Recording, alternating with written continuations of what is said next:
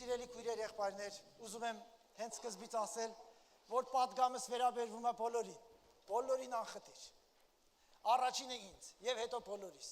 Խնդրում եմ ուշադիր լսեք։ Պատգամի գրեթե 70%-ը գրված էր եւ արդեն որոշակի ժամանակ իմ սեղանի թղթերի վրա դրված էր։ Եվ ես մտածում էի, միգուցե հետ գցեմ, կամ միգուցե ուրիշ բան քարոզեմ։ Եվ հանկարծ անցած շաբաթվա ընթացքում լսեցի մի մարդու, որ քարոզում էր եւ ասում էր, լսեք, մեր միության մեջ, ամերիկացի էր, ասեմ, այստեղից չէր, մեր միության մեջ այսպիսի սովորություն ունենք մենք, մեր միության թե փոքր 50 անդամ ունեցող եկեղեցիների հովիվները, թե 1000 հոգի ունեցող եկեղեցու հովիվները, բոլորը նույն չափսի աշխատավարձ են ստանում։ Եվ ասում էր, մոտիվը հետևյալն է, բացատրությունը հետևյալն է, որ որևէ մեկը շահագրգռված չլինի, որևէ կերպ մեկին շահագրգռելու, որովհետև մեկը կտա թե չի տա, դրանից իր աշխատավարձը միևնույնը չի բարձրանալու։ Միգուցե լավ մոտիվը, խելացի, բայց չգիտեմ, մտածեցի, եթե կարելի է որևէ բան հաշվի չառնել, եւ ինչ որ ավետարանը ասում է հրճակել, ինչու չհրճակել, վերցրեցի, իհարկե որոշակի բաներ ավելացրեցի եւ դարձավ այն ինչ որ այսօր պիտի լսես։ Ասում եմ, խնդրում եմ, աղաչում եմ ձեզ։ Ես հաշվետվությունից արդեն վաղուց չեմ քարոզում։ Ասում եմ, երիտասարդ քարոզիչները իրանց ցույց տալու համար ամենալավ բաներից քարոզում են, բայց երբ որ մարդն արդեն գալիս է, հասկանում է, որ այսօր չէ վաղը, վաղը չէ մյուս օր, իր ծառայության վերջն է, եւ ինքը պիտի թողի մի բան, որ իրանից հետո արժեք ներկայացնի, որ հետևից եկողները լսեն իրեն ու չասեն, ինչ ես քարոզում։ Ես որոշեցի ամբողջությամբ ասել այն ինչ որ ավետարանն է ասում, լավ կստացվի, լավ կստացվի, վատ կստացվի, վատ կստացվի։ Եթե ես ընդամենը մի խողովակ եմ, որի միջոցով ավետարանի խոսքը ձեզ պիտի հասնի, հիմա այդ խողովակը լավ կլինի, որ ոսկուց լինի, իսկ եթե հանկարծ ոսկուց էլ չլինի, միևնույն է, այդ խողովակի միջոցով քեզ հասնելու է դա։ Ամեն, փառք Տիրոջը։ Ուրեմն լսեք։ Նորից կրկնեմ, վերաբերվում է բոլորին։ Սկզբից չշտապեք կարծիք ասել, սկզբից չշտապեք ձեր միտքը փակել։ Լսեք մինչև վերջ։ Փառք Տիրոջը։ Սկսում եմ 127-րդ Սաղմոսի առաջի երկու համարները կարդալով։ Եթե Տերը չշինի տունը, զուր են աշխատում նրան շինողները։ Եթե Տերը չպահե քաղաքը, զուր են անքուն լինում պահապանները։ Եթե համաձայն եք, ասեք ամեն։ Ես չգիտեմ դու ինչ գործ ես ձեռնարկել եւ ինչի համար խիստ անհանգիստ ես։ Արա Աստծո, որ ապահով լինի։ Եթե Աստված չհաջողի քո գործը, իզուր ես անհանգստանում, իզուր ես կտոր լինում, իզուր ես քերուտ ու հորքուրիդ խառնել իրար։ Ամեն։ Եթե անհանգստացած ես ինչ որ բանի համար, եւ եթե այդ ինչ որ բանը շատ թանկ է, եթե Տերը չպահի այդ թանկ բանը, Տիրոջը դիմի։ Ամեն, փառք Տիրոջը։ Զուր են ձեզ համար կանուխ վեր կենալը, ուշ հանգստանալը, դուք որ հացը ցավով եք ուտում։ Ինչու որ նա իր սիրելին քուն է տալիս։ Ալելույա, ալելույա։ Ուզում ես կիրակին կաշխատես, ուզում ես արտաժամյա կաշխատես, եթե հույսդ Աստծո վրա չի, եթե դու ճիշտ դրդապատճառներով չես ապրում, եթե քո առաջնահերթությունները այնպես չի ինչպես Տերն է սովորացնում, առաջ երկնքի արքայությունը, նոր հետո մնացածը, ուրեմն իզուր ես այդքան չարչարվում, Աստված իրեն վստահողին, Աստված իր խոսքը որպես օրենք դարձնողին հանգիստ քուն է տալիս, հանգիստ քնում են միայն այն մարդիկ, որոնք բավարարված են, պատահել է որ մտախոհ, չգիտեմ ճնշումների տակ պարկել եք ու չեք կարողացել, ձեր ուղեղը չի անջատվել որ քնեք, վերջապես լուսադեմին կարողացել եք աչքը փակել։ Ինչու՞։ Իսկ եթե Տերը ազատում է այդ հոգսերից, դու գլուխը դեռ բարձին չդրած, բարձի ու չգիտեմ որոշակի հեռավորության վրա արդեն ձեր աչքերը փակը։ Որովհետև Աստված իր սիրելիին քուն է տալիս հանգիստ։ Ամեն։ Ես ուզում եմ քեզ հանգիստ քնելու մասին սովորեցնեմ։ Ես ուզում եմ քեզ Աստծուն վստահելու մասին սովորեցնեմ։ Ես ուզում եմ քեզ սովորացնեմ այն, ինչի վրա Հիսուս խիստ ուշադրություն էր դարձնում, իսկ Աստվածաշնչի գրեթե կեսը դրա մասին է խոսում։ Որն էսօր, չգիտեմ ինչու, եկեղեցիներում հատկապես հովիվները չեն անդրադառնում։ Հիմա հաջորդ համարը, որ պիտի կարդամ, առաջի Տիմոթեոս 6-րդ գլուխ 7 համարից մի քանի համարներ, որովհետև ոչինչ չենք բերել աշխարհը։ Եվ հայտնի է, որ ոչինչ էլ չենք կարող տանել։ Սա հայտնի է։ Ինչ ես բերել աշխարհ հետդ։ Ոմանց ասում են, վերնաշապիկով ա ծնվել։ Սուտը։ Ռուսներն են ասում, փառք Աստծո, որ հայերն այդպիսի բան չունեն։ Վերնաշապիկով ոչ ոք չի ծնվում։ Աստվածաշունչն ասում է, մենք ոչինչ չենք բերել այս աշխարհ։ Ես այս աշխարհ ոչինչ չեմ բերել։ Եվ ասում է, հայտնի է որ երկրորդ ճշմարտությունն է հայտնի, ոչինչ չենք տանելու։ Ամեն։ Ինչ հրաշալի է, որ սա հայտնի է։ Բոլորը թող լսեն, աշխարհը թող լսի, ամենաաղքատ մարդիկ թող լսեն, ամենահարուստները թող լսեն, ամենաժուշկալ մարդիկ թող լսեն եւ ամենաագահ մարդիկ թող լսեն, ամենաանկուշտ մարդիկ թող լսեն, ոչինչ չեք տանելու այն ամենից, ինչ ունեք։ Ամեն։ Բայց եթե կերակուր եւ հագուստ ունեք, նրանցով բավականացեք։ Իսկ նրանք, որ կամենում են հարստանալ, փորձության եւ որոգայթի եւ շատ անմիստ վնասակար ցանկությունների մեջ են ընկնում, որ ընկղմում են մարդկանց սատակումի եւ կորուստի մեջ, որովհետեւ արծաթասիրությունը կամ փողասիրությունը կամ հարստություն սիրելը եւ հարստությամբ վստահելը ամեն չարիքի արմատն է, որին մի քանիս անձնատուր լինելով հավատքից մոլորվեցան եւ իրենց անձերը շատ ցավերով խոցեցին։ Լսեք, իմ սիրելի քույրեր, եղբայրներ, մենք եթե ճիշտ վերաբերմունք չունենանք այն ամենի նկատմամբ, ինչի հետ մենք գործ ենք ունենում ամեն օր եւ ամենից շատ, մենք տանուլ կտանք։ Ես համաձայն եմ, որ իմ եղբայրն ասում էր, մենք ամենից շատ գործ ենք ունենում փողի հետ։ Չէ, ես փողի հետ գործ չեմ ունենում։ Կարող ես ասել, առավոտ ժամը 8-ից 15 պակասից մինչև 10-ից 15 երեկոյան, ինչ ես անում։ Ընտանիք եմ պահում։ Փող ես աշխատում։ 2 համալսարան ավարտել ես, 3-րդն ինչու ես ընդունվել։ Այդքան հաճույքով գրքերը բացում ես ու չգիտեմ բաներ ես սերտում։ Ոչ։ Ուզում ես կալիբրդ մեծացնես։ Ուզում ես աստիճանդ բարձրացնես, ուզում ես աշխատավարձիդ ստավկեն բարձրացնես։ Չէ, այդ ինչ ասեցիր։ Այն ինչ որ շատերը ուղղակի չեն ուզում ասեն։ Ալելույա։ Հիմա մի տեղ էլ կարդամ ու անցնեմ պատգամին։ Ես ուղղակի նախապատրաստում եմ պատգամին։ Մարկոսի ավետարան 10-րդ գլուխ եւ 17 համարից մի հատված պիտի կարդամ։ Եվ այնտեղից ճանապարհ գնալիս մեկը վազելով եկավ, ծուներ դրեց նրան, հարցնում էր եւ ասում. «Բարի վարդապետ, ինչ գործեմ, որ հավիտենական կյանքը ժառանգեմ»։ Հիսուսն էլ ասեց նրան. «Ինչու ես ինձ բարի ասում։ Ոչ ով բարի չկա, բայց միայն մեկը, Աստված։ Պատվիրանքները գիտես։ Մի շնար, մի գողանար, մի սպանիր, մի սուտ վկայիր, մի զրկիր, քո հորը եւ քո մորը պատվիր»։ Նա էլ պատասխանեց եւ ասեց նրան. «Վարդապետ, այս ամենն իմ երեխայությունից պահել եմ»։ Հիսուսն էլ նրան մտիկ տալով նրան սիրեց եւ ասեց նրան.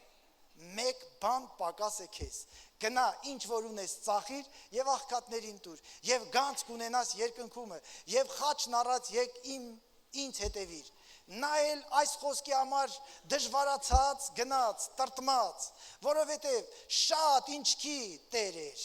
Եվ Հիսուսը շուրջը նայելով ասաց աշակերտներին. «Ինչքան դժվար է հարստություն ունեցողներին Աստծո արքայությունը մտնեն»։ Եվ այստեղ Հիսուս հաշվի առնելով սխալ մեկնությունների հավանականությունը շտկեց, ոչ թե շտկեց, այլ բացատրություն տվեց։ Եվ աշակերտները զարմանում էին նրա խոսքի վրա, բայց Հիսուսը դարձյալ պատասխանեց, ավելացրեց, մեկնեց, որ սխալ մեկնաբանության եւ տարընթերցման տեղ չունենար։ Պատասխանեց եւ նրանց ասաց. «Որդյակներ, որքան դժվար է, որ հարստության վրա հուսացողները Աստծո արքայությունը մատնեն»։ Ավելի հեշտ է ուխտն ասեղի ծակով նանցկենա, թե հարուստը, այդպիսի հարուստը Աստծո արքայությունը մտնի։ Ալելույա։ Սա Հիսուսն էր սովորացնում։ Հիսուս երկնքից եկել էր իր 3.5 տարվա թանկագին ժամանակի, չգիտեմ 3 րոպեն կամ 13 րոպեն տրամադրել էր, որ այս կարևոր հավիտենական ճշմարտությունը ինձ եւ քեզ սովորացնի։ Ամեն։ Եվ եթե ես ու դու չսովորենք, շատ հաջողություններ եւ շատ օրհնություններ մեր կողքերով կանցնեն եւ մենք վերև նայած օրհնության կսպասենք։ Եվ այդպես էլ չենք ունենա։ Դրա համար մենք պետք է սովորենք։ Փառք Տիրոջը։ Լսեք, իմ սիրելի քույրեր, եղբայրներ, փորձված մարդն ամենայն դեպս իր կյանքի փորձառությունից որոշ բաներ կարող է ասել, որ ի հաստատումն այն ճշմարտությունների, որ Աստվածաշնչի մեջ կա։ Մարդը երբ որ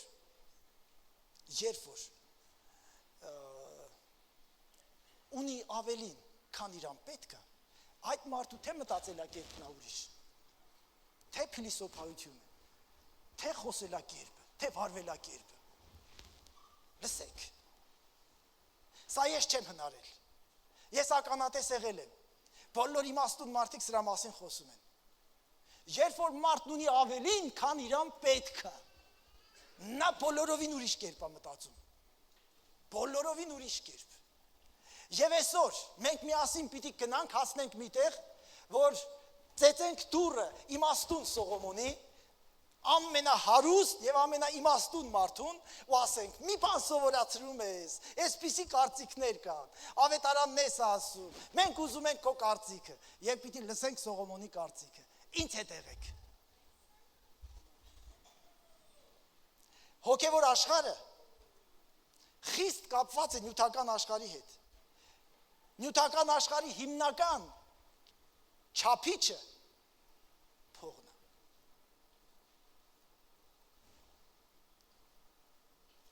Տնտեսագետները միգուցե տնտեսագիտական տերմիններով սա կբացատրեն,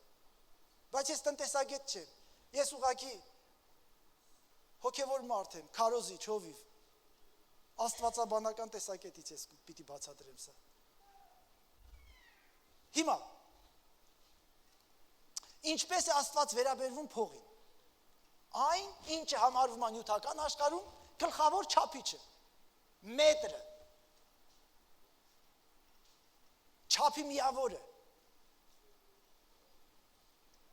Աստվածաշունչը ինչ է սովորեցնում փողի մասին, եւ մենք ինչ պիտի իմանանք, եւ ինչպես պիտի վերաբերվենք փողի հետ։ Աստվածաշունչը սովորեցնում է տգետ լինելը հերոսություն չի։ Ավելնորդ համեստությունը։ Եթե ուզում եք իմանալ, ես այսօր փոքր բիզնես սեմինար, փոքրիկ մինի բիզնես սեմինար պիտի անցկացնեմ։ Աստվածաշունչը սա սովորացնում է, ես պիտի ձեզ սովորեցնեմ։ Ասեմ ձեզ, վերջում զոհաբերություն չենք հավաքելու։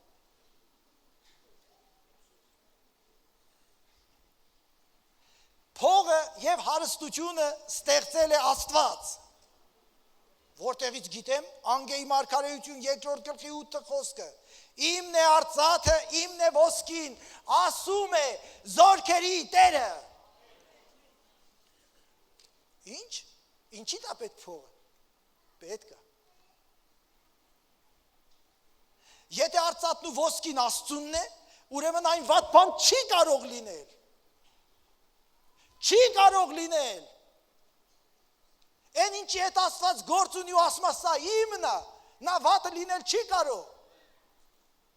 Աստված նայում է ինձ ու ինձ ասում է սա իմ որդին է։ Ես վատը լինել չեմ կարող։ Քեզ համար։ Իսկ ես ինքս ինձ համար ապաշխարելու շատ տեղեր պիտի ունենամ։ Քննադատաբար ես ինքս ինձ պիտի մոտենամ։ Բայց եթե Աստված ասում է, որ սա իմ որդին է, դու ինձ ընդունի որպես իր որդի, այնպես ինչպես ես քեզ ընդունում եմ իր որդի։ Բայց դու քեզանով պիտի հետարքրվես։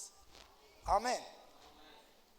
Եթե ոսկին ու արծաթն Աստծունն է, ուրեմն վատ բան չի կարող լինել։ Իսկ Հիսուսի մասին գրված է 2 Կորինթացիս 8-9 խոսքը, որովհետև գիտենք մեր Տեր Հիսուս Քրիստոսի շնորհքը, որ ձեզ համար աղքատացավ, նա որ հարուստ էր, որ դուք նրա աղքատությունով հարստանաք։ Ինչ էր Հիսուսը։ Հարուստ էր։ Ինչ այնքան հարուստ էր,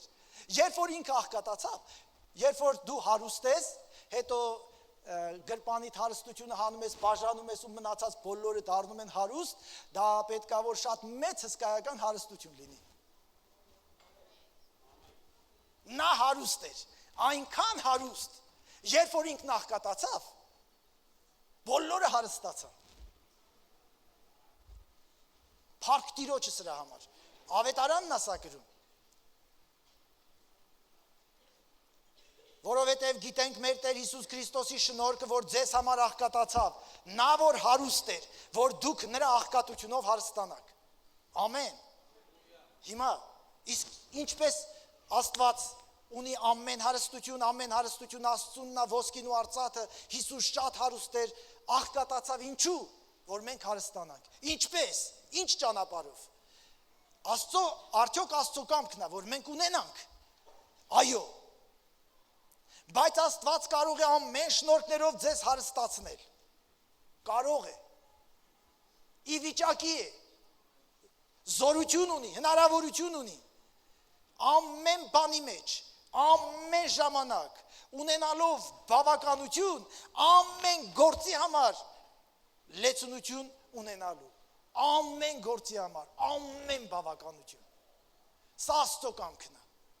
Սա Աստծո կամքն է։ Լսեք,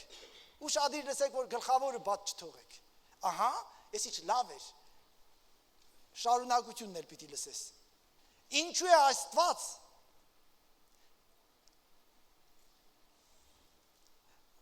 ուզում, որ մենք ունենանք ամեն բավականություն, որպեսզի ամեն բարի գործի մեջ հաջողվենք։ Եվ ինչպես է սա Աստված իրականացնում։ Ես շատ հարցեր եմ դնում եւ պատասխանում։ Նրանք ովքեր հասցնում են նշումներ անել լավ, նրանք ովքեր չեն հասցնում փառքաստու այսօրվա հնարավորության համար ինտերնետը թույլ տալիս է, որ մի քանի օր հետո դու վերցնես ու ուսումնասիրես։ Փառք Տիրոջը։ Ինչպես է Աստված այս իրականացնում։ 2 Կորինթացիս 9:10 Բայց նա, որ սերմ ցանողին սերմ է պարգևում եւ հաց կերակուրի համար, նա կպարգևե եւ կավելացնե ձեր սերմերը եւ կաճեցնե ձեր արդարության պտուղը։ Աստված գործում է սերմ տալու ճանապարհով։ Աստված օրհնում է իր տված սերմը, երբ այն ցանում ես։ Սա Աստծո քեզ հարստացնելու կերպն ու ճանապարհն է։ Ասեք ամեն։ Փառք Տիրոջը սրա համար։ Փառք Տիրոջը։ Ուրեմն հարստությունն Աստծունն է, Հիսուսն հարուստ էր, Աստված ուզում է, որ մենք հարուստ լինենք ամեն բարի գործ անելու համար։ Գլխավորն էս ամենի մեջ։ Ամեն բարի գործ անելն է։ Ասեք ամեն։ Ամեն բարի գործ։ Ամեն բարի գործ։ Փառք Տիրոջը սրա համար։ Եվ այդ նպատակի համար Աստված տալիս է սերմ։ Աստված սերմ է տալիս, ոչ թե փող կամ հարստություն։ Լսեք, ես խոսում եմ նրանց մասին, ովքեր հավատում են Աստծուն։ Ես այստեղից դուրս ուրիշների մասին չեմ խոսում, անմիջապես մտքով չհասնես նրան, բա նրան այդքան փող որտեղից։ Դա քո խնդիրը չի։ Աստված ամեն մեկի հետ իր գործն ունի։ Դու դեռ չգիտես նրա փողերն ինչ պիտի լինի։ Քո գործը չի, դու վերադարձի Աստվածաշունչ։ Աստված ուզում է, որ մենք հարուստ լինենք ամեն բարի գործ անելու համար եւ մեզ տալիս է ցանելու սերմ, որ ունենանք ուտելու հաց։ Ուտելու հաց ունենալու համար Աստված քեզ տալիս է ցանելու սերմ։ Ասեք ամեն։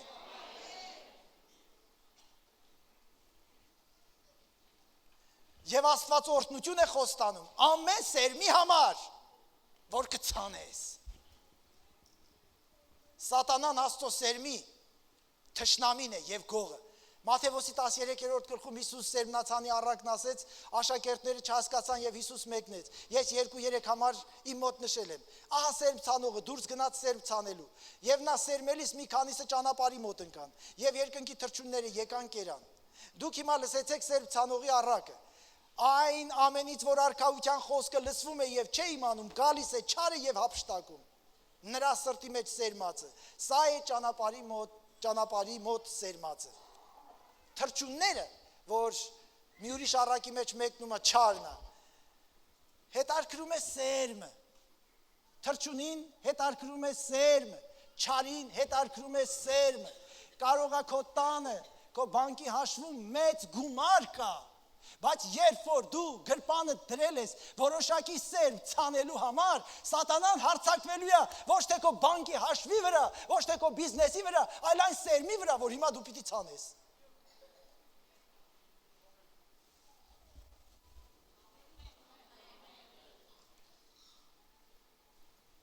Դրա համար ամեն ցանելու ժամանակ մեծ պայքար ենք մենք ունենում։ Այն որ Սամվել եղբայրս ասում էր ինչ որ Աստծո մեծ մարդ ասել է, այո, ես ասում եմ ու հայտարարում եմ, սա ոչ թե ռեկլամ է, ոչ թե ցուցադրություն, ոչ թե չգիտեմ ինչ այլ ասեմ, ամեն անգամ իմ գրպանը ցնցվում է, իմ բյուջեն ցնցվում է, երբ որ ես անում եմ։ Հասկանալի է, կարող է մեկի համար այն ինչ որ ես անում եմ ու ցնցում է ինձ, մեկի համար սկի մազը չի շարժում, բայց ինձ իմ բյուջեն ցնցվում է ամեն անգամ։ Եվ լսեք, այդ տաքսի ասածն էլ մեկնաբան եմ։ Այո, ես տաքսի ունեմ։ Մինիմալ արժեք, դրանից պակաս իրավունք չունեմ տալու։ Ես սա որոշել եմ, ուխտել եմ Աստծո առաջ եւ ասեմ, երբ որ ամսվա կեսից կամ չգիտեմ, երբ արդեն իմ բյուջեն պակասում է, ես քանի որ արդեն շեմ ունեմ, այդ շեմից չեմ կարող իջնել ցած, որովհետեւ ես չեմ ուզում նվազի իմ ունեցածը։ Ես չեմ ուզում իմ օրհնությունը պակասի։ Պարքով լրացնում եմ, իսկ Աստված բոլոր պարքերը փակողն է։ Ես շեմ ունեմ եւ այդ շեմը ցնցում է ինձ։ Մենք բոլորս գիտենք մեր եկամուտի չափն էլ, մեր ծախսի չափն էլ եւ որքան վերցնես, որ կցնցվես։ Գիտենք։ Ես ասում եմ, թե ինչպես եմ ես վերաբերվում։ Ցնցվում է իմ գրպանը, իմ ունեցածի չափով, ցնցվում է, շատ լուրջ է ցնցվում։ Եվ պիտի շարունակվի ցնցվել։ Քանի դեռ դու չես ցնցել քո գրպանը, երկինքը չի ցնցա։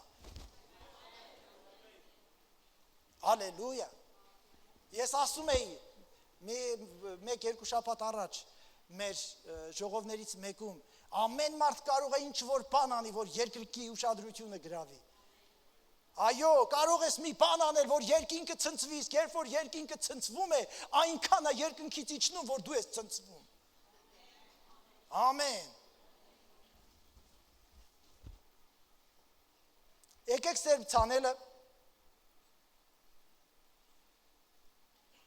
ասեմ, չցանածը սատանայի համար վտանգավոր չի, և չցանածի հետևից սատանան կարող է չգալ, անհոգ եղի։ Այո, կարող է հանկարծ մի օր տանեն բանկի թաշիվը, բայց սատանան հետարքրվելու է քո ցանած սերմով, հետարքրվելու է, գալու է որ գողանա։ Սերմ ցանելն եկեք անվանենք 10-րդ և զոհաբերություն։ Ասեք ամեն։ Հիմա մենք պետք է հասկանանք, Հիսուսն ասում էր, այն մարդը, որ հույսը հարստության վրա է դրել, այն մարդը երկնքի առաքայություն շատ դժվար կմտնի։ Եկեք հասկանանք, ով է այն մարդը, որ հույսը հարստության վրա է դրել։ Եվ ես հենց այդ մասին եմ խոսում։ Կապ չունի հարստության չափը, հասկացեք։ Ես պատմություններ գիտեմ, կարող եմ պատմել, տատիկը սոված մահացել է եւ մահանալուց հետո բարձի տակից ինչ որ կապոցով դոլարներ են գտել։ Ինչ կապ ունի։ Այդ դոլարները կարող է շատ մեծ չեն, 100 լինի կամ 200 դոլար, բայց այս մարդու ամբողջ մտասևերում եղել է այս։ Մի քանի օր առաջ մեր հովիվներից մեկը ինձ պատմեց մի քույրիկի մասին, երբ որ, չգիտեմ, գիտեք հիմա Հայաստանում մեծ ցավ կա, բոլորը գնում են դուրս ու այստեղ թողում են միայնակ ծնողների եւ միայնակ ծնողների համար դժվար է։ Հիմա երեխաները գնացել են, հաջողվել են, ամեն ինչ լավ է, ծնողին կանչում են. «Մայրիկ, հայրիկ, վեր կացեք, եկեք մեր մոտ»։ Չենք կարող գալ։ Ինչու չեք կարող գալ։ Այդտեղ վատ է, այդտեղ սոված եք։ Լավ, մենք ձեզ համար պետքա հոգ անենք, դուք արդեն ծերացել եք, մենք չենք կարող էլ վերադառնալ, գոնե ձեր ծերությունն եկեք մեր ապահովության մեջ։ Պատասխանում են. մենք սոված ենք մնացել եւ այս տունը շինել ենք, հիմա ո՞նց թողենք ու գանք։ Մարդկորեն հասկանալի է, բայց եթե սոված մնացել ես, որ այդ շինես եւ սովածել այդ շինածը տան մեջ մեռնես, որն է դրա իմաստը։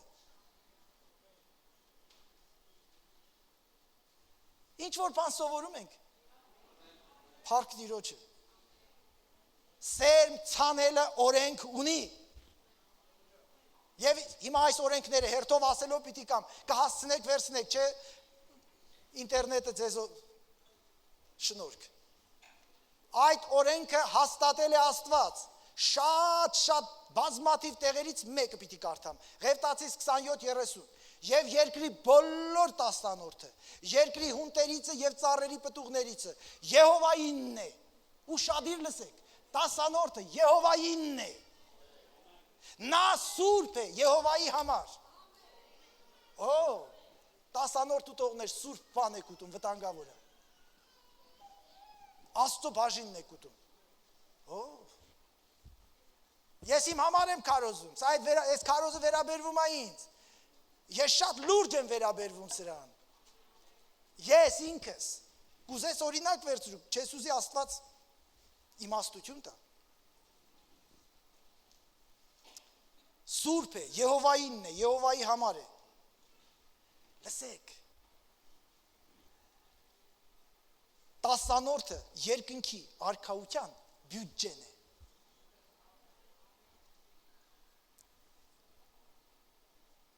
Երկրի վրա երկնքի արքայության կարիքները բավարարելու համար։ Ոչ թե տասնորդը այնտեղի բյուջեն է, այստեղի բյուջեն է, երկնքի արքայության, երկրի վրա։ Կարող եք պատկերացնել մի լուրջ հաստատություն երկրի վրա, որ բյուջե չունենա։ Ինչպես կարող էր Աստված մտահղանալ,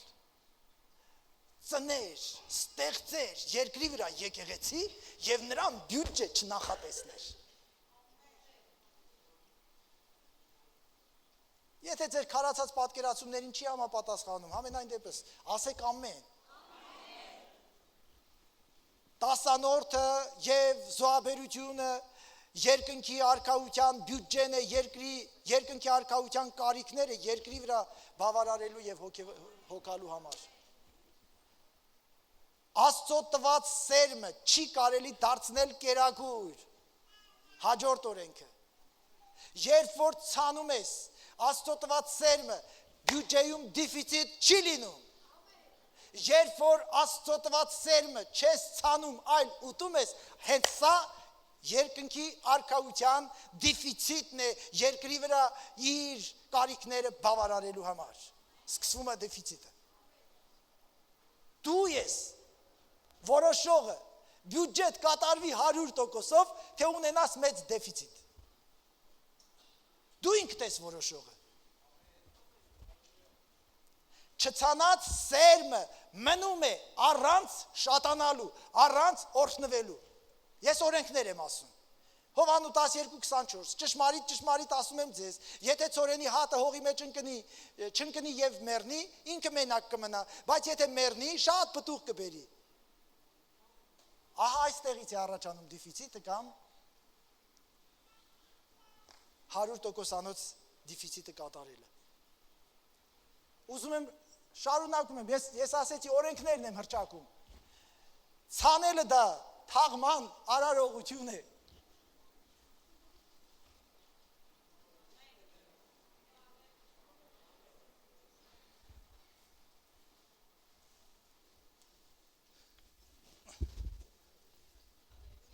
Քանիստ եք սերմ ցանել։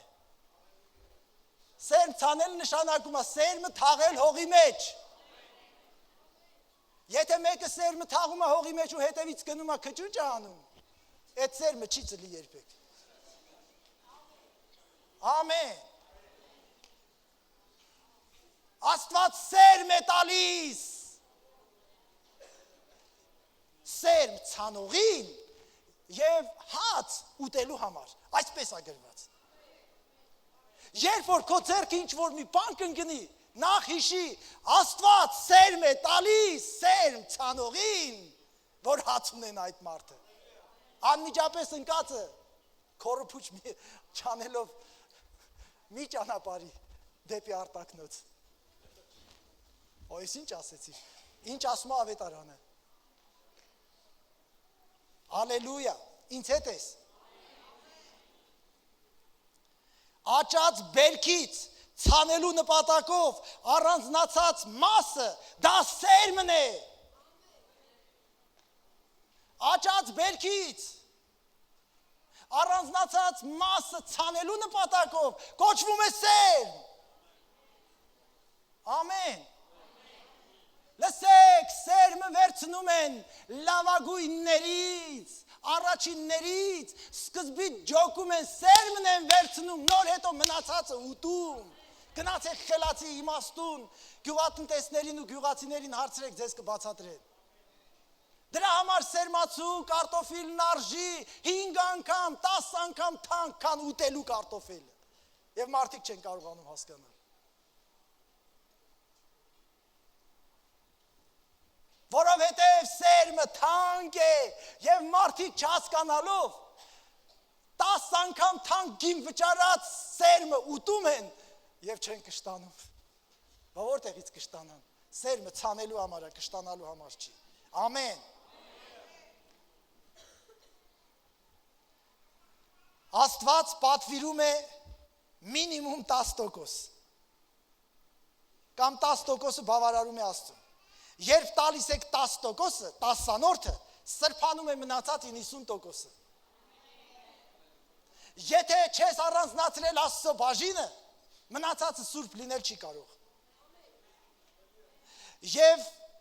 հնազանդվելն այս օրենքին, եւ այս օրենքը կատարելը երաշխավորում է, ապահովում է, ապահովագրում է մնացած 90%-ը։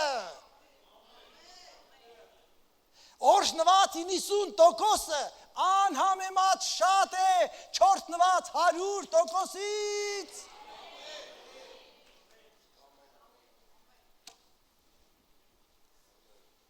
Տալով Աստծուն իր սահմանված բաժինը, մենք իրավունք ենք ստանում տնօրինելու մնացած 90%-ի վրա։ Եթե չես տվե, դա այդ իրավունքը քո չի։ Ոնց ուզում ես մտածի։ 10-անորդը դա այն է, որ տալիս ես Աստծո տանը, Աստծո տնտեսությանը։ Ամեն։ Մնացածը սրան ողորմություն, նրան դա ուրիշ բան է։ Մի օր Հիսուսին փորձելով հարցրեցին. «Կայսրին հարկ տանք թե ոչ»։ Արժանի է, օրինական է։ Հիսուսն ասեց. «Տվեք մի դահեկան»։ Ում պատկերն է կայսրին։ Կայսրինը կայսր, Աստծուն Աստծուն։ Եվ սա օրենքը։ Լսեք, մինչև այսօր կայսրերը հազարավոր անգամներ հարկերը բարձրացրել են և գնալով հարկերը բարձրանալու միտում ունեն։ Վերջի 20-30 տարում կամ 20 տարվա ընթացքում տեսեք Հայաստանի հարկերը որքան են բարձրացել։ Եվ ասեմ, մխիթարեմ բիզնեսմեններին, էլի է բարձրանալու։ Սա օրենք է, ամբողջ աշխարհում, հենց փողները պակասում է, մտնում են մարդկանց գրպանները, ուրիշ ձև չկա։ Բա պետությունը պետք է ապրի թե ոչ։ Նորմալ է, ես չեմ խորանում դրա մեջ։ Բայց Աստված արդեն 4000 տարուց ավելի է,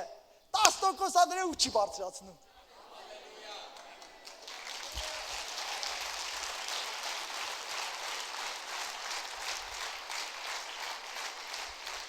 Կայսրի հարկը խելոք տանում են։ Իհարկե շատերն են փորձում, ում հաջողվում է, ում կրիշ կա, ում կրիշը գնացել է, չգիտեմ։ Բայց դա պարտադիր է։ Աստված չի փոխում չափը։ որովհետև դա հերիք է Աստծո, որովհետև դրանով երևում է քո հավատարմությունը։ Ամեն։ Ուզում եմ իմանաս, մինչև Քրիստոսի գալուստը Աստված չի պատրաստվում այդ դրույքը բարձրացնի։ Որովհետև ավետարանը չի փոխվում, Աստված էլ չի փոխվում, Աստծո խոսքն էլ չի փոխվում, ամենը կատարվում է, մինչև վերջի նշանակետը։ Ես արդեն ասեցի, քանի դեռ մեր փողը հազիվ հերիքում է մեզ, մեր մտածելակերպը, վարվելակերպը ուրիշ է, երբ որ փողը ավելանում է, քան որ մեզ պետք է, քան որ բավարար է, մենք սկսում ենք ուրիշ կերպ մտածել եւ սկսում ենք միֆերի հավատալ, այն ինչ որ աշխարհը հորինելը։ Եվ որպեսզի այդ միֆերը մեր կյանքից դուրս հանենք, մենք պիտի գնանք Սողոմոնի մոտ, որովհետև աշխարհն օրինակ շատերն աշխարհում մտածում են, եթե ես շատ փող ունենամ, շատ հարցերից կազատվեմ եւ փողով բոլոր հարցերս կլուծեմ։ Կամ եթե հարցերի մեջ եմ հայտնվել, եթե շատ փող ունեմ, ես այդ փողով գլուխ կհանեմ։ Ինչպիսի միամիտ կարծիք։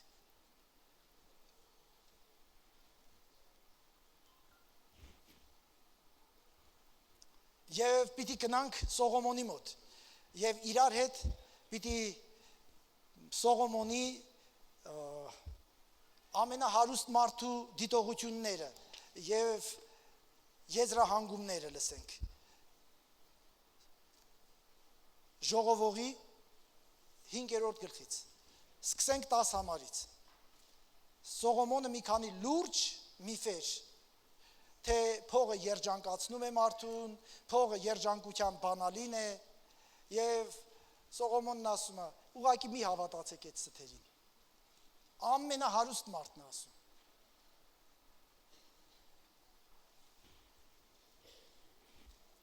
Տաս խոսքը 5-րդ գլխի։ Արծաթ սիրողը արծաթից չի կշտանա,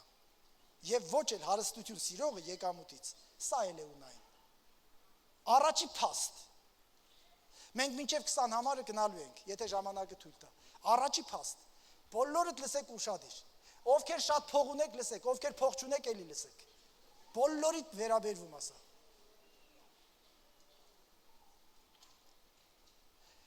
Սողոմոնը պնդում է այս ճշմարտությունը, սա փաստ է։ Եվ բոլորդ, եթե ուրանաք ու ասեք այդպես չի, ուրեմն կկեղծեք ձեր առաջ։ Որքան շատ փող ունեք, այնքան շատ ուզում եք ունենալ։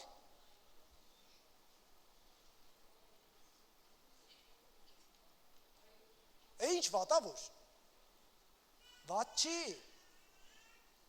Եթե մոտեցումը ճիշտ լինի։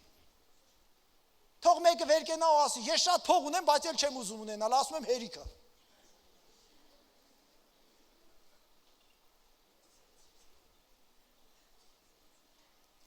Ղուկաս 12:15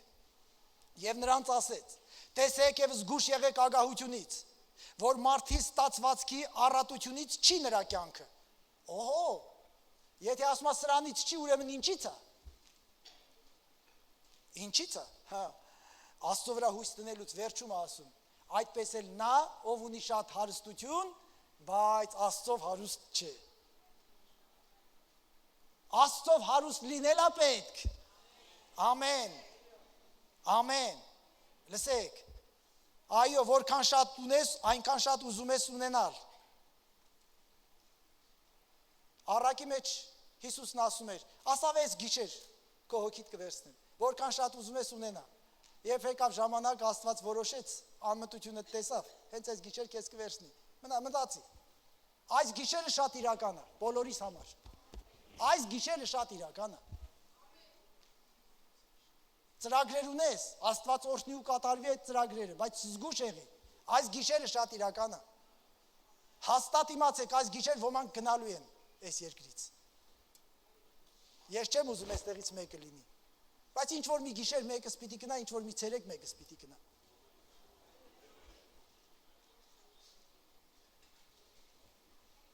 Վենեսուելայի նախագահը շատ աղքատներից չէր, շատ հարուստ երկրի, շատ հարուստ նախագահ էր։ Այս տարի էր կարծեմ, թե անցած տարի քաղցկեղից մահացավ։ Դեռ գահին։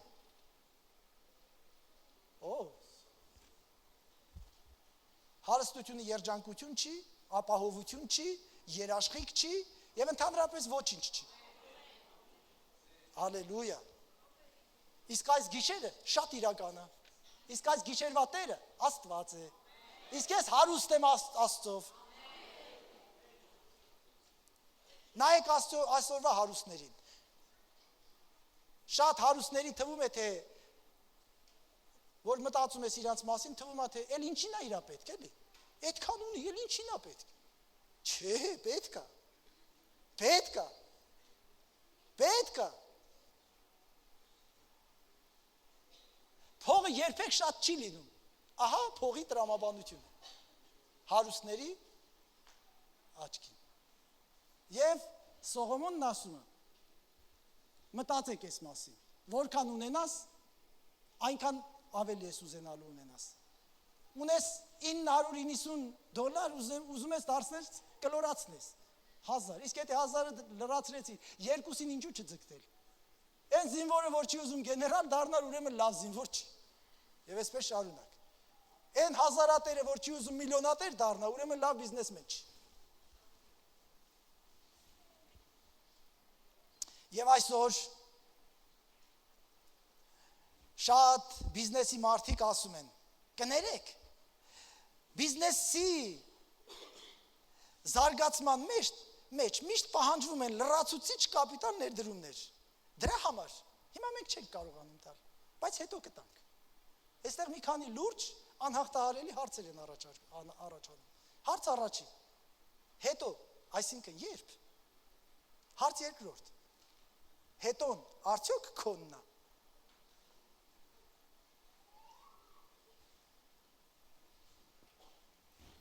Հետո, հաջորդ հարցը, իսկ կարող ես ասել, սիրելի բիզնեսմեն բարեկամ, որտեղ է այն սահմանը բիզնեսի մեջ,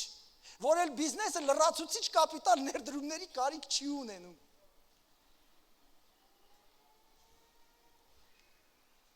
Կամ դուք ճանաչում եք մեկին, գոնե Հայաստանում, որ հոժար կամքով ասել է, ունեցածս հերիք է, էլ չեմ ուզում ունենալ, եւ փակել է աշխատող բիզնեսը։ Հոժարական, փակագծերի մեջ եմ գրել։ Մի ստիպեք ավելի բան ասեմ, այսքանով բավարարվենք, ավելին դուք ինձանից շատ գիտեք։ Լսեք, բայց ես կարդացել եմ որոշ լուրջ մարդկանց մասին, որոնք հասկացել են ճշմարտություն եւ ինչ որ բան են արել։ Եվ դրանցից ընդամենը մեկի մասին պիտի ես ձեզ որպես օրինակ բերեմ։ Այդ մարդիկ, շատ քիչ մարդիկ են, որ կարողացել են իշխել իրենց ունեցածի վրա։ Ես կարդացել եմ շատ հանրահայտ, նրանք ովքեր հատկապես օդակայաններով թռնում են գիտեն, այնտեղ անպայման, պարտադիր, դու անցնում ես կամ միջով կամ կողքով, duty free այդպիսի խանութների ցանց կա։ Գրեթե աշխարհի բոլոր օդանավակայաններում կան, չգիտեմ էլ ուրիշ տեղեր կան թե չէ։ Ես ուղղակի իր տիրոջ մասին եմ կարդացել։ Անկամ անունը չգիտեմ, թերևս այդպիսի մարդիկ շատ հիշատակության արժանի են եւ հիշվելու արժանի։ Հիմա ներկայում այդ մարդն ունի $7 միլիարդ կարողություն։ Եվ այդ մարդը չունի սեփական մեքենա, ճաշում է սովորական սննդի կետերում, հագնում է շատ հասարակ, թռչում է էկոնոմ դասով, չունի սեփական տուն, բայց արդեն հասցրել է $7 միլիարդ բարեգործություն անի։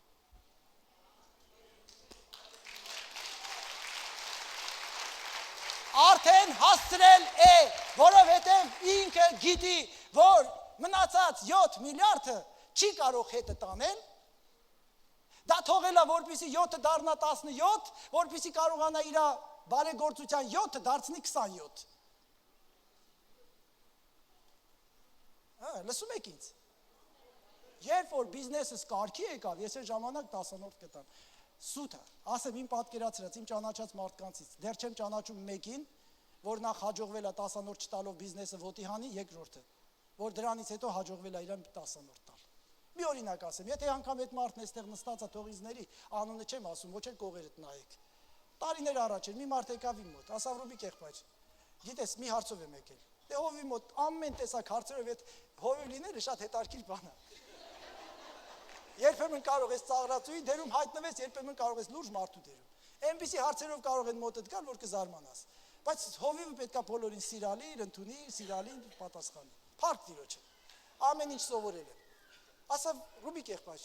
կարծես թե ես կամ Հիսուս Քրիստոսն էի կամ Աստված էի, որ ինչ որ բան պետքա փոխեի։ Ասա Ռուբիկ եղբայր, հիմա ես պատմեց իր բիզնեսի մասին, ասա որվա մեջ մոտավորապես օրական իմ եկամուտը 70,000-ից 100,000 դրամ է։ Շատ է, թե քիչ չգիտեմ։ Միջին կամ մանր բիզնեսմեն։ Ասա, բայց հիմա բիզնեսը ես զարգացնում եմ, ես չեմ կարողանում դեղից 10-անորդ տամ։ Եկել եմ քեզ ասեմ, որ թույլ տաս, էլ 10-անորդ չտամ, նախ չեր տալիս, հետո երբ որ գործերս լավանա, ես մի քանի ամսվա կհաշվեմ, մի քանի ամսվա գումար կտամ։ Ասի լսի, արի ես քեզ չխափեմ, որովհետև ես նրա համար էստեղ չեմ որ խափեմ քեզ։ Առաջինը, քո բիզնեսը երբեք ոտի չի կանգնի։ Որովհետև եթե 10-անորդ չես տալիս, ապահովագրված չի, 10-անորդը քո ապահովագրությունն է։ Դու մտածի այդ մասին։ Երկրորդը, եթե հիմա հաշվարկում ես 70-ից 100 դրանից 7-ից 10,000 դրամը ամեն օր տամ, բա այն ժամանակ, որ կազմեց 7-ից 10,000 դոլար, որտեղից տաս։ Չերկարացնեմ։ Հիմա այդ մարդը կամ 7 կամ 10,000-ով կամ մի քիչ ավել կամ մի քիչ պակաս գումարով աշխատում է ինչ որ մեկի մոտ։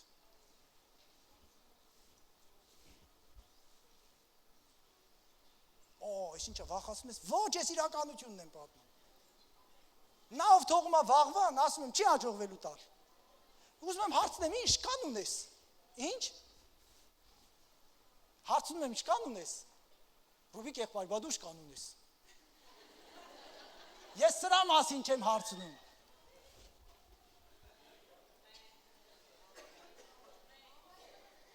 Ամեն։ Ամեն։ Զաքեոսն էլ էր պատրաստ իր ունեցածի կեսը տալու։ Երկրորդ փաստը։ Ես պիտի արագացնեմ, որ հասցնեմ։ Այստեղ կարելի է շատ բան ասել։ Եվ միգուցե մի քիչ որ զարգանանք, միգուցե մի օր բիզնես սեմինար իսկապես կազմակերպենք եւ ես այնտեղ երկար ասելիքներ ունեմ։ Երկրորդ փաստը 5:11 կարդանք։ Բարիքները շատանալիս շատանում են նրա ուտողները։ Ուրեմն նրա Տիրոջ համար ինչ շահ կա, բացի իր աչքերով տեսնելուց։ Ուղղակի հրճվում ես աստվածային իմաստությունով, որ մարդիկ էլ չեն հասկանում։ Եվ լսեք, ոչ մի աղքատի մոտ այդքան ուզվողներ չեն գնում, որքան հարուստների մոտ։ Այդ հարուստների կյանքը մի բանի նման չի։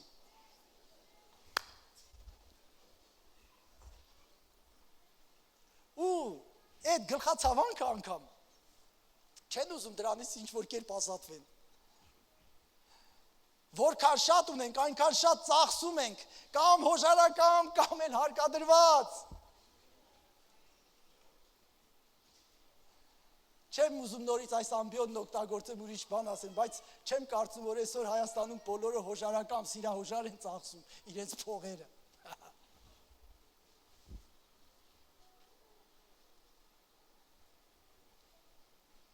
Ուզում եմ անցնեմ առաջ։ Երրորդ փաստը 15:12-ը, ես հերթով կարդալու, քաղցր է գործավորի քունը, թե քիչ ուտե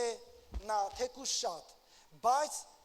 հարուստի կշտությունը նրան թող չի տալիս, որ հանգիստ քնի։ Երրորդ փաստ, որ այստեղ ասում է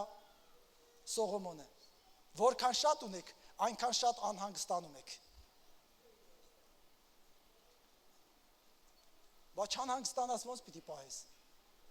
Որքան շատացան փողերդ, թիկնապահներդ այնքան պիտի շատանան։ Տան պահակներդ այնքան պիտի շատանան։ Փողիդ վերահսկիչներն այնքան պիտի շատանան։ Պիտի շատանա հավանական խաբեբաների քանակը։ Սերմ կրող մկների քանակը պիտի շատանա։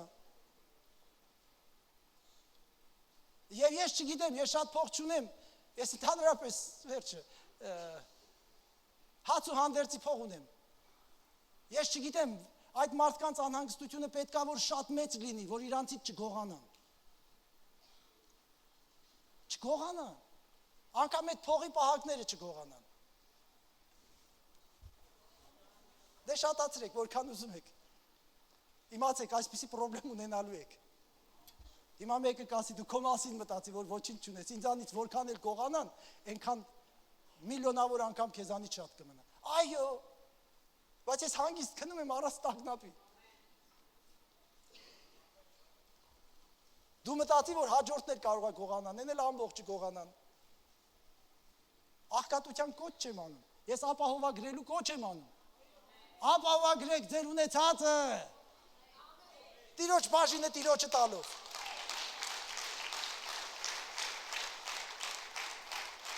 Թե չէ Աստված ուզում է, որ ամեն հարստությունով հարստանանք բոլորս, իրա բաժինը տանք, մնացածն էլ ամեն բարի գործերի համար, ամեն ժամանակ, ամեն առատությունով ծախսել։ Մեկը հետդ չես տանելու։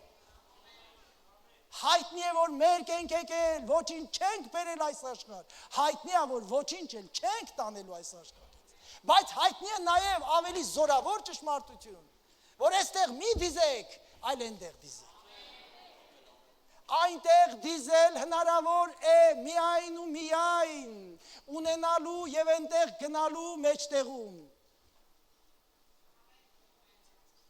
Հետը տանել չես կարող։ Եթե անգամ չնայած հիմա վատ սովորություն կա, ավելի շատ գոնե հայերի մեջ, ավելի շատ գանձ ու հարստություն ոտերի տակ կամ գլխի տակ չեն դնում, այլ հին շորեր են դնում, թե ինչու չգիտեմ։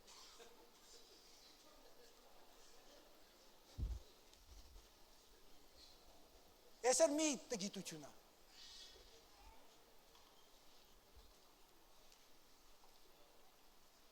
Որ հիվանդի, որ մահացածի դագաղի բարձի տակ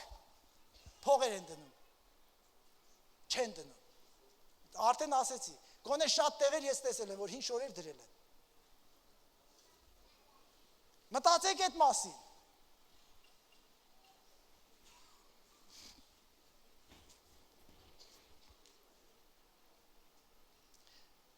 գոնե Հայաստանում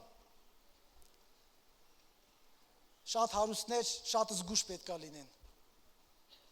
որ իրանցից չգողանան։ Այսինքն կարծում եմ աշխարհի ամեն երկրում էլ պետք է զգուշ լինեն, որ չգողանան։ Որովհետև գողեր կան ամենտեղ։ Անկեղծ ասում եմ, ուզում եք ասեք աղվեսի դունչը չի հասնում խաղողին, ասում է թթու է, ուզում եք դա ասեք, բայց երբեք, գոնե այսօրվա Հայաստանի հարուստներից որևէ, շատ հարուստներից որևէ մեկի չափ հարստություն չէի ուզենա ունենա։ Ուզում եք երդվեմ, ни за что։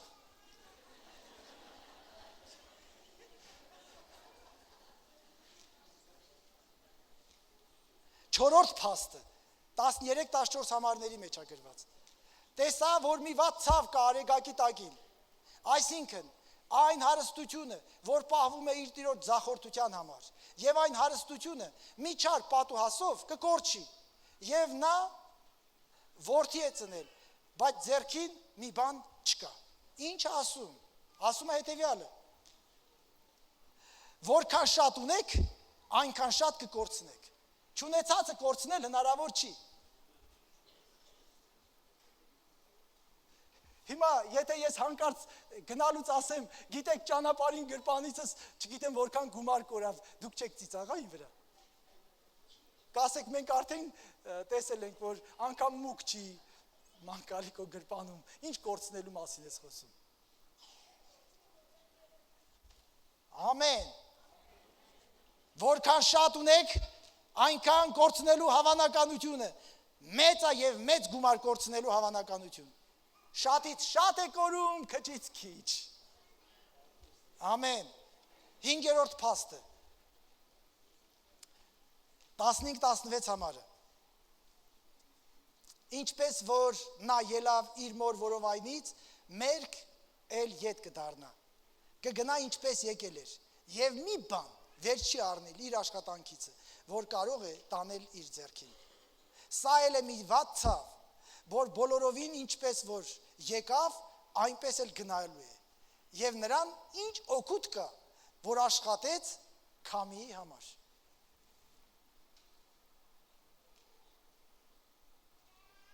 Հինգերորդ փաստը հետևյալն է. որքան շատ ունեք, այնքան շատ թողելու եք ու կնաք։ Բոլորն էլ թողելու եք։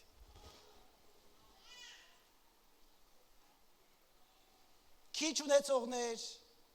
շատ քիչ ունեցողներ, չեմ ասում ոչինչ չունեցողներ, որովհետև այդպիսի մարդիկ չկան։ Ինչ որ բան ունենք։ Ունենք քիչ, ունենք շատ քիչ, ունենք շատ, ունենք ավելի շատ, ունենք շատ։ Բոլորը թողելու ենք ու գնանք։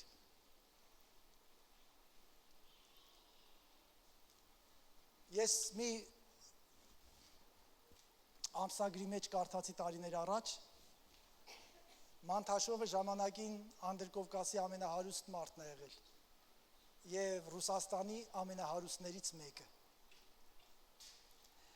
Եվ հեղափոխությունից հետո, մի քանի տարի հետո, երբ որ արդեն Մանթաշովը չկար, Մարտիրոս Սարյանը, մեծ նկարիչը, Փարիզում հանդիպում է Մանթաշովի տղային, Ժառանգին, և այնքան աղքատ է լինում, որ Մարտիրոս Սարյանը նրան 5000 ռուբլի է տալիս, թե այդ ժամանակ այդ 5000 ռուբլին ինչ արժի, և այդ 5000 ռուբլով կարելի էր մի կոստյում գնել, կամ մի զույգ կոշիկ, կամ թե ինչ չգիտեմ, միգուցե մեծ գումար էր, ես ուղղակի կարդացել եմ։ Ոնց, այո,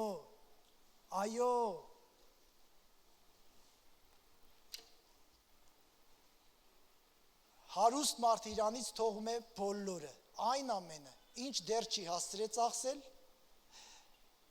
ուրիշները չեն կերել, կամ չեն խլել, չի կորցրել, կամ չեն գողացել, թողելու է այն ամենը, ինչ հաջողվել է պահպանել։ Վերջում, երկու կարևոր բան էլ ավելացնեմ, շարունակությունը կարդանք մինչև վերջ, 18 համարը։ Ահա, այս իմ տեսածը լավ է, որ վայելու չէ, ուտել և խմել, բարիք վայելել արեգակի տակին, իր քաշած տանջանքներով է, Աստծո իր տված կյանքի քիչ օրերում է, որովհետև դա է նրա բաժինը։ Առաջինը, վերջացնելուց առաջ, ես ամփոփում եմ։ Աստված է տալիս հնարավորություն աշխատածը վայելելու։ Ամեն ասեք, չեք ուզում ձեր աշխատածը վայելեք։ Աստված է իրավունք, իշխանություն, հնարավորություն տալիս աշխատածը վայելելու։ Թող ոչ ոք չհեգնի։ Սա այսպես է։ Սա այսպես է։ Դու կարող ես շատ բան ունենալ։ Ես ամեն անգամ, երբ որ ոչ թե ամեն անգամ, երբեմն այդ աղոթքն անում եմ հացից առաջ, քանիսը սովորություն ունեք հացից առաջ օրհնել ուտել։ Բոլորդ ունեցեք, օրհնեք, գոհացեք։ Ես ասում եմ, փառք ես Տեր, որ ունեմ առողջություն, կյանք, առողջություն եւ նաեւ ախորժակ ես հաց ուտելու։ Քանիսիդ հետ է պատահել, որ ամեն ինչ լցրած է եղել, սովորաբար այդ պահերում Հայաստանում լցված է լինում տմբուշկայի վրա։ Հասկանում եք։ Հիվանդա սենյակում, հիվանդի անկողնու կողքի կամ փոքրիկ սեղանին կամ տմբուշկայի վրա։ Ամեն ինչ լցված է, բայց ախորժակ չկա։ Ավելի լավ է դրա 1/4-ը լինի կամ 1/10-ը եւ լինի ախորժակ, ուտես լսոված մնաս։ Եմ որ ուտում եք սեղանի վրա չեք կշտանում, մի բարկացեք ձեր մայրիկի, հայրիկի, կնոջ, ամուսնու վրա, փառք տվեք Աստծուն, որ ախորժակ ունեք, եղածը կերակ ու չկշտացաք։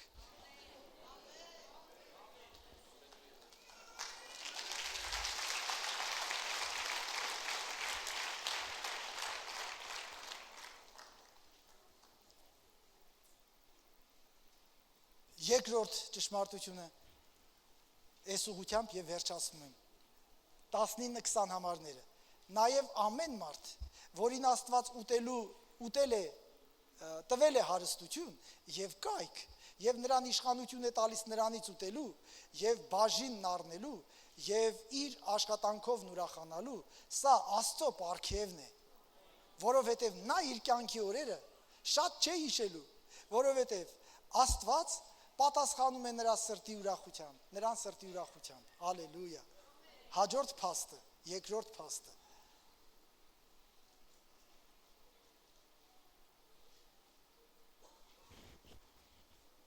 Ես ոնց որ որոշ բաներ խառնեցի։ Այո, Աստված է տալիս մեզ ընդունակություն փող աշխատելու, ավելացնում է Սողոմոնը։ Աստված է տալիս մեզ առողջություն եւ հնարավորություն փող աշխատելու։ Սա էլ երկրորդ փաստն է։ Առաջին Աստված է հնարավորություն տալիս վայելելու, իսկ մյուսը, որ Աստված մեզ հնարավորություն է տալիս փող աշխատելու։ Եթե Աստված քեզ խելք տված չլիներ, կարող էիր դեբիլ ծնված դնել, ինչ կար որ։ Ամեն անգամ, երբ որ տեսնում եք մտային պակասություն ունեցող կամ հաշմված մեկին, փառք տվեք Աստծուն եւ խոնարհաբար վերաբերվեք այդպիսի մարդկանց հետ։ Դուք էլ կարող եք այդպիսին ծնված դնել։ Այդ մարդիկ չեն ծրագրել, որ այդպես կան աշխարհ։ Հիմա դու խելք ես ունեցել, սովորել ես, հիշողությունդ, ամեն ինչը տեղն է եղել, ավարտել ես դպրոցը, ավարտել ես համալսարանը, չգիտեմ, շարունակում ես, շարունակել ես կամ շարունակելու ես, Աստված է հնարավորություն տալիս։ Շատերին հանդիպում ես, աշխատում, հարցում ես աշխատավարձը, խղճահարվում ես։ Մեկին տեսնում ես, որ Աստված հաջողել է, ինքը շատ գումար աշխատում, նրանից ավելի խելացի չի, նրանից ավելի իմաստուն չի, նրանից ավելի լավ ձեռք ու ոտք չունի։ Աստված է հնարավորություն տալիս փող աշխատելու։ Եվ երբ որ Աստված ձեզ հնարավորություն է տալիս փող աշխատելու, մեծամիտ մի եղեք, այն չունեցողներին էլ թարս մի նայեք, աղքատների հետ էլ վատ մի վերաբերվեք, ուզողներին էլ մի ասեք, գնա աշխատի, թող գնա աշխատի, դա իրա պրոբլեմն է։ Սուրբ Գիրքը քեզ ասում է ուզողին տուր ու երես մի դարձրու, տուր։ 7 ուզում է տուր 8-րդից էլ երես մի դարձրու։ Աստված քեզ առողջություն ա տվել, կյանք ա տվել, հնարավորություն գումար աշխատելու, հիմա էլ նա չունի կամ էլ մտածում է, որ ինքը այդպես աշխատի։ Դա էլ է կերպ, չէ՞։ Այնքանի փոքրիկ ուղեղ ունի, որ մտածում է տենց աշխատի։ Խղճահարվի այդպիսի մարդու։ Եթե անգամ աֆերիստ է, տուր թող գնա։ Սա էլ իր ունեցածի չափով է։ Թե չէ, լուրջ խելք ունեցող, արժանապատվություն ունեցող մարդը, եթե կարող է ուրիշ կերպ փող աշխատի, ձեռքը կմեկնի ուրիշից ուզի։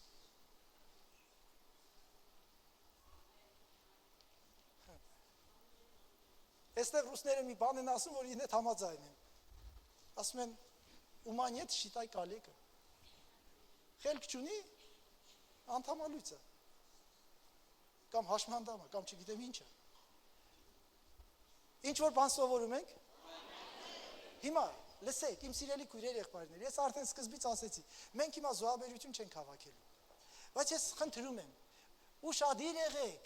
ուշադիր եղեք, կվատնեք ձեր ունեցածը, եթե Աստծո խոսքը չկատարեք։ Եթե խոսքը վերաբերվում է փրկությանը, հիմա ես հարցնեմ, քանիստ եք փրկված։ Ո՞նց եք փրկվել։ Հավատալով Սուրբ Գրքին, չէ՞։ Սուրբ Գիրքն ասում է, որ հավատա, նա կփրկվի։ Դու էլ հավատացել ես ու փրկվել ես, ճիշտ է։ Ում մոտ է երկնքից հրեշտակի, չէ, ու ասել է, Աստված հայտարարեց, որ քեզ փրկել եմ։ Ես էլ Գիրքը բացեցի, քո անունը տեսա։ Կա մեկը։ Չկա։ Ես հավատում եմ, որ գրված է, ով հավատա կփրկվի։ Հալելույա։ Աստված իր որդին ուղարկեց աշխարհ, որ ամեն նրան հավատացողը չկորի, այլ ունենա հավիտենական կյանք։ Ես հավատացի Տեր Հիսուսին եւ փրկված եմ։ Ամեն։ Ամեն։ Հիմա եկեք նույն ավետարանից։ Հիսուսն ասում էր, դժվար է, եթե մարդը հույսը հարստության վրա է դրել, երկնքի արքայություն մտնի։ Հապա ինչ անենք։ Աստծունը տուր Աստծուն, իսկ որն է Աստծուն։ 10-րդը դա մեր պարտականությունն է, որն ապահովում է մեր մնացածի ապահովությունը։ Իսկ զոհաբերությունները, ողորմությունները եւ մնացած բաները դա մեր սերն է, որ մենք արտահայտում ենք Աստծո նկատմամբ եւ մեր եղբոր նկատմամբ։ Ամեն։ Եթե այսպես չվերաբերվենք, մենք միշտ էլ աղքատ կմնանք։ Լսի, Շատերի համար սա հայտնություն թող լինի։ Աղքատ ես, որովհետև չես տալիս, որովհետև տվածը դողալով ես տալիս։ Աստված պարքի տակ մնացող, հələ մի հատ մտածի։ Դու տվեցիր, Աստված չտվեց։ Հիսուսն ասում էր՝ տվեք եւ կտրվի ձեզ։ Տվեք եւ կտրվի ձեզ։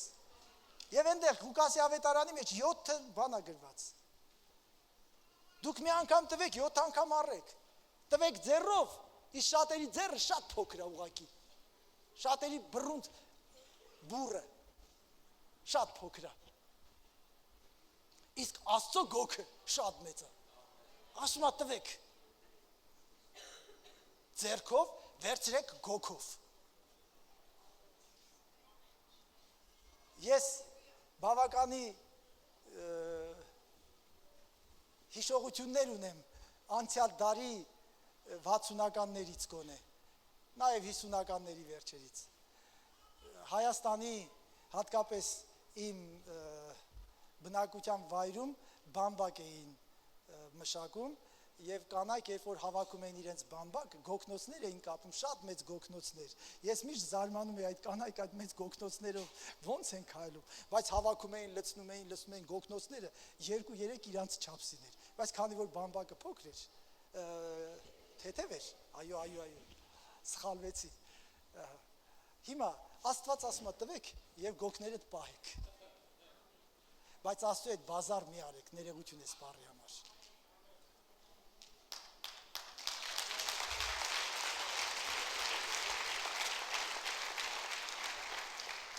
Իմ սիրելի քույրեր եղբայրներ, բոլորդ ուշադիր լսեք։ Ոչ մեկը մի քննադատեք, որևէ մեկը այս եկեղեցում պահանջած կա, որ ինչ-որ բան անեն։ Այս եկեղեցում որևէ մեկից որևէ բան չեն պահանջել եւ չեն էլ պահանջելու։ Դույլը որ անցնում է, որևէ մեկը հետևում է, դու այնտեղ ինչ ես գցում, թե չես գցում։ Չեն հետևել եւ չեն հետևելու։ Մենք ձեզ շանս ենք տալիս շտկելու ձեր հարաբերությունը Աստծո բյուջեի հետ։ Տալու առնելու հարցում։ Եթե չտաս,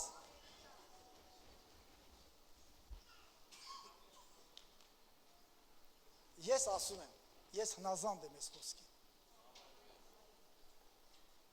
Թե 10-րդի հարցում, իսկ զոհաբերությունների մասին ես արդեն ասեցի։ Ուղղակի ցնցվում է իմ գրպանը։ Ոչ մեկս չգիտի այդ ում գրպանը քանի դրամը կցնցի։ Եթե 500 դրամ հիմա փող ունես, որ սա քո ամբողջ եկամուտն է, եւ այսօր հələ երեխեքին հաց պիտի առնես ու ինչ բան առնես, քո 50 դրամը կարող է քո գրպանը ցնցի։ Մեկի 5000 դրամը իր գրպանը չի ցնցի։ Մյուսի $5000 գրպանը չի ցնցի։ Համոզված եղեք։ Եվ հաշվարկ անելուց բանկի գումարն էլ հաշվեք։ Այդ պարկ տված կամ տոկոսով տված այդ գումարներն էլ հաշվեք, դա էլ է ձերը։ Տերը օրհնի։